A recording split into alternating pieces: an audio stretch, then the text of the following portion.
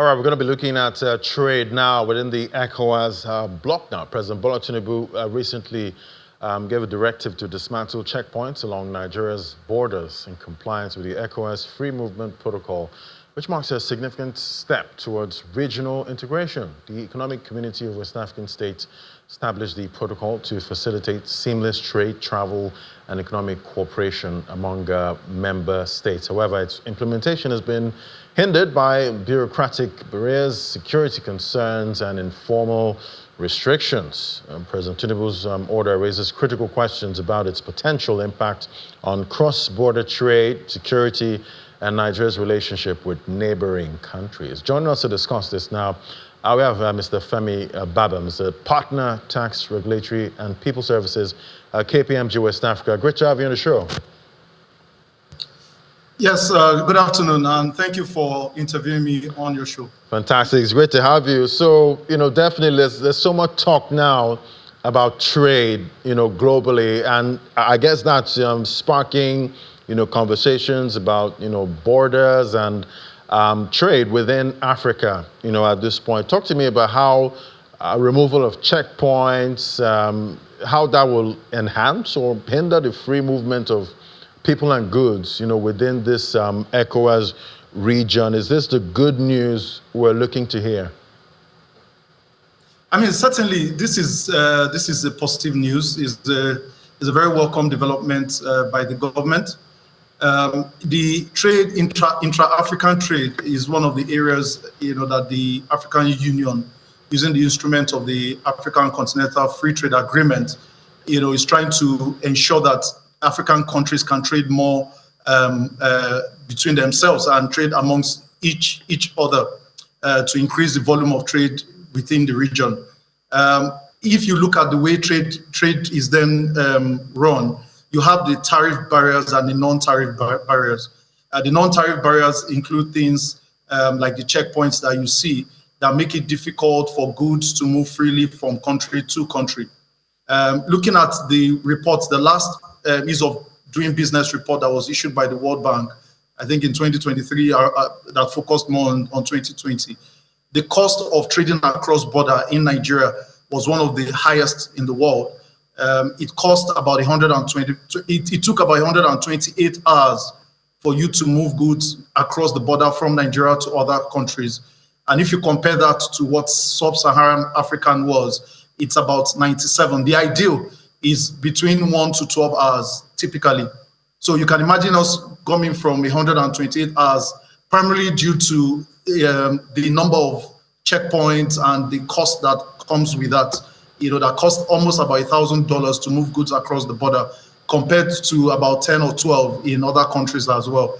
So the removal of the checkpoints would definitely help in, one, reducing the cost of exporting and importing across the border, and secondly, would help in terms of the time it takes, the speed to move goods across.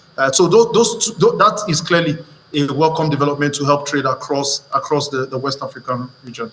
Right, and with what we're seeing, between the U.S. and China and, most of their trading partners, that T word, tariffs, and we've seen how that has, changed the way we do business, right now, and the impact, for markets. So, looking at Nigeria's situation and, most of Nigeria's trading partners, does it mean we've placed some kind of unofficial massive tariffs on ourselves right now with what we're seeing before now?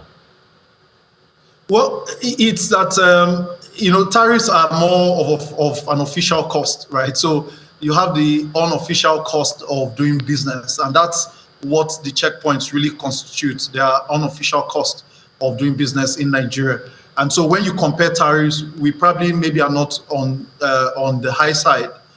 But when you then add this other non-tariff cost that comes from the checkpoints and all of that, if you take a very simple example, the Lagos-Badagry Expressway, and you take a drive from even from Mile 2 going towards Badagry, you would find many checkpoints, and then over and on top of that, you have non-state actors that are involved in collecting monies and some form of tolls from trucks that are going in and out across the borders. So total cost of moving goods across the border for us will be definitely more expensive than many other countries, even though the official tariffs do not, look that significant. So that's where this is. It's the increased cost of doing business across borders for us, both import and export. So what we're seeing play out with the non-state actors, that you mentioned, and all the unofficial, tariffs and roadblocks. That means, in our quest to bring down inflation, no matter how we keep raising rates and all the actions we see from the CBN, all these other actions that happen on the borders would not allow us to bring down inflation.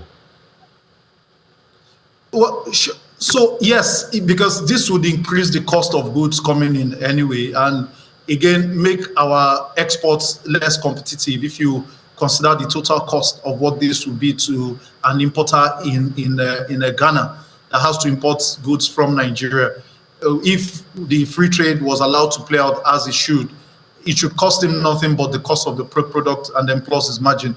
But with the tariffs, with the amount collected at the checkpoints by state and non-state actors, you then have a situation where those goods are no longer as competitive. And when goods are not as competitive as that, it affects local production as well. And so you can imagine the ripple effect, the multiplier effect that will have downstream. And that's from the export side. But from the import side, like you rightly said, the cost to the market would then be higher. If you take a very simple example, just to add on there, the cost of moving goods officially across the land borders is part of why you find a lot of people telling you that it's cheaper to smuggle, and so it aids smuggling in some instance. But beyond that is the fact that the cost to market, if you then add on all these official and non-official tariffs, will definitely make those products more expensive. So in dealing with inflation, it has to be the holistic approach. You've talked about all the exchange rates, the inflation rates and all of the interest rates, and so we have to look at the fiscal measures that need to be put in place to also help address that. Right, quite a lot to do there, because at the end of the day, it's the customer that bears the brunt. That's the buyers. Absolutely. But what do you think are the security implications, of dismantling these checkpoints, particularly for regions, affected by insecurity?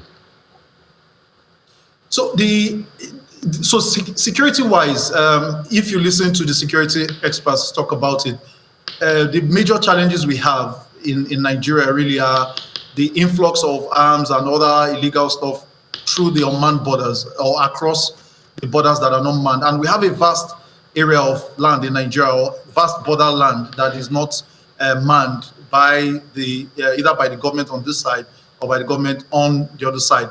The checkpoints that we're referring to are the ones you see on the legal routes. That's the Lagos-Badagry Expressway, for example, where if those are taken out, it still doesn't remove the customs that you meet at the border, the customs, immigration, and all the authorities you meet at the border. We are just taking them out from the many other points that they are along that chain, and ensuring that the checks are only done at the border. But it probably won't do a lot in terms of either damaging or helping the security situation, because most of the smuggling, most of the illegal crossing are done at points that are not manned by the government currently. And so this will probably not do a lot, either to worsen the scenario or actually improve it, as long as the border checks are still properly done. Right. Now, we still talk about protecting local industries. We're seeing, why President Trump is, chasing most of the tariffs. He says that, he wants all of that production, to happen in the U.S. and, to definitely make America great. But how might this policy affect Nigeria's economy, especially, local industries competing with imported goods? We're still talking about Buy Nigeria, at this point.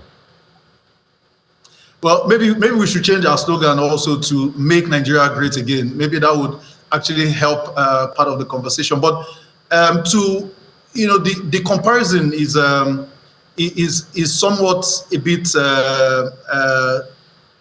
not the same, really. You have to, when you're looking at discouraging imports, you have to consider how mature is your local production industry, right? The Nigerian production industry is really doing a lot. Government is also trying to support them. By removing these checkpoints, you will still have to deal with the other, whether it's tariff or non-tariff barriers that would hinder trade. At the end of the day, for local production, you consider the fact that you need to reach the export market. And so reaching that export market for us would have to encourage the removal of all the tariffs or non-tariff lines. And that's what, with ECOWAS, with the African Continental Free Trade Zone, it will definitely help us achieve that. If we can produce locally and then export. What you find, if you take cement, for example, is that we are meeting the local demand, or to some extent meeting the local demand, but have capacity to export to other African countries. And so being able to ensure that exports and imports across the borders are not as onerous and not as expensive, it will have some ripple effect on manufacturing, help with the cheap movement of raw materials to local producers here in Nigeria, and then make our own exports also cheap when it's going out. The most important fact is we need to deal with smuggling, which I think is the major issue that local factories have. And smuggling really is from the unmanned borders. And that's what Nigeria needs to pay a lot of attention to. I haven't dealt with this, then we need to focus on how do we deal with smuggling that is really stifling and killing the local industry.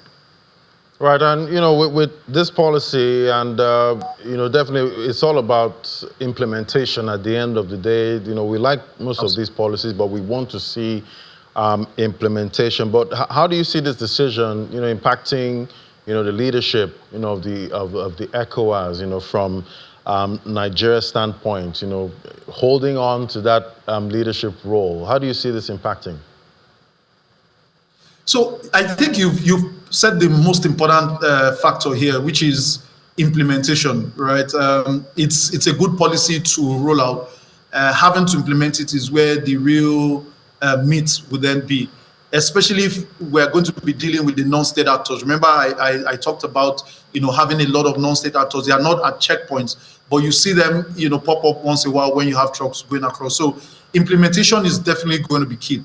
And in showing the leadership across the West African region, the geopolitics of it, Nigeria being the leader and being the biggest economy in the region, if we're able to deal with the trade barriers and deal conclusively with the trade barriers that we have locally, dealing with tariffs and non-tariff items, ensuring that trade across the border is free and we can have the movement of people to support that, you will find out that it will drive a lot of the response we see from the other countries within the region.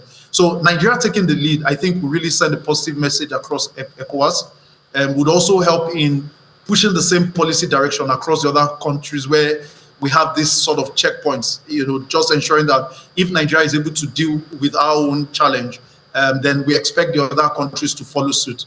So I think it will help in further reinforcing our leadership if we're able to put the action behind this and ensure that we achieve the desired result. It will also drive the behaviors in all the other the West African countries. All right, fantastic. We do hope for the very best for most of our borders and our trading partners. Thank you so much for joining us today, Mr. Femi Babim, partner, Tax, Regulatory and People Services, KPMG West Africa. Thank you. Thank you for having me again. Thank you. Bye.